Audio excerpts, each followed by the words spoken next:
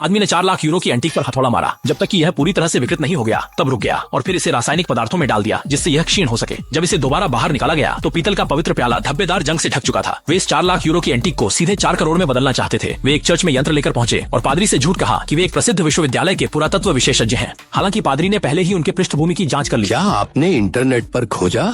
ठीक है, जो उसने खोजा होगा वो 650 से अधिक संदर्भ हैं जो मैंने हमारे पुरातात्विक कार्य के बारे में नेटवर्क में डाले हैं।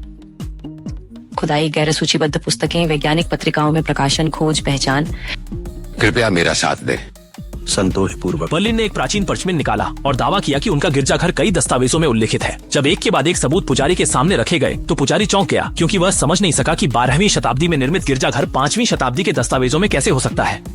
यदि हमारी जांच सही है तो पेरिस का सबसे पुराना church Saint Germain des Pres की अब्बे नहीं होगा, बल्कि वह होगा जो आपके नीचे। और अगर एक पादरी जो अपनी चर्च से प्रेम करता है को ये कहें कि उसके पैरों के नीचे अनमोल खजाना हो सकता है तो क्या होगा? तो वह कुत्ते की तरह उत्तेजित हो जाएगा।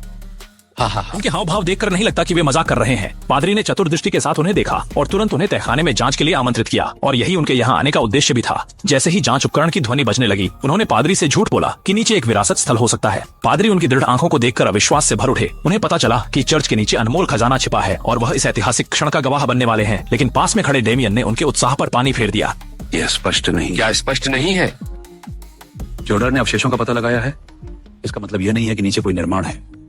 एक उत्खनन करने के लिए हमें और सबूतों की जरूरत है। एक समूह की मनगढ़ंत बातों में आकर पादरी ने उन्हें यहाँ खुदाई करने की अनुमति दे दी। उन्होंने अपने बैग से पवित्र कटोरा निकाला, उसे नवनिर्मित गड्ढे में रखा, फिर मिट्टी की एक और परत से ढक दिया और लकड़ी की तख्तियों और रबर के हथौड़े से समतल किया। जब पादरी दोबारा निरीक्षण के लिए नीचे आए तो उन्होंने धातु सूच यंत्र का प्रयोग किया। मशीन की आवाज के साथ उन्होंने बस एक ब्रश से हल्का सफाई की जिससे मिट्टी में दबा पवित्र कटोरा बाहर दिखाई देने लगा और पादरी ने पवित्र कटोरे के बाहर निकलने की पूरी प्रक्रिया देखी। उनके चेहरे पर मुस्कान भी धीरे धीरे उभर आई। खुदाई के लिए हमें और समय चाहिए पिता। कम से कम 3 हफ्ते और मशीनरी लानी होगी। मैं एक मार्ग की अनुमति मांगूंगा ताकि वह इन्हें पार्क कर सके। यार यही उनका असली मकसद था क्योंकि इस चर्च के नीचे एक गुप्त सुरंग छुपी हुई थी जो पेरिस के अंडरग्राउंड कैटाकॉम्ब्स से जुड़ती थी। उनका लक्ष्य था इस सुरंग को खुलवाना ताकि गुप्त रास्ते से पेरिस के सबसे सुरक्षित नीलामी घर में प्रवेश